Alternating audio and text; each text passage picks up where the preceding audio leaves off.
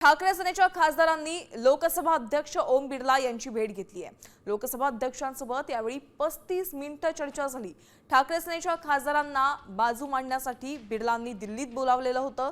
ठाकरे सेनेचे खासदार अरविंद सावंत आणि अनिल देसाई यांनी अध्यक्ष ओम बिर्ला यांची भेट घेतली। बंडखोर खासदार मशाल चिन्हावर निवडून आले होते। त्यांनी नियमांचं उल्लंघन केल्याने त्यांना थारा देऊ नका अशी विनंती त्यांनी ओम बिर्लांकडे केली आहे।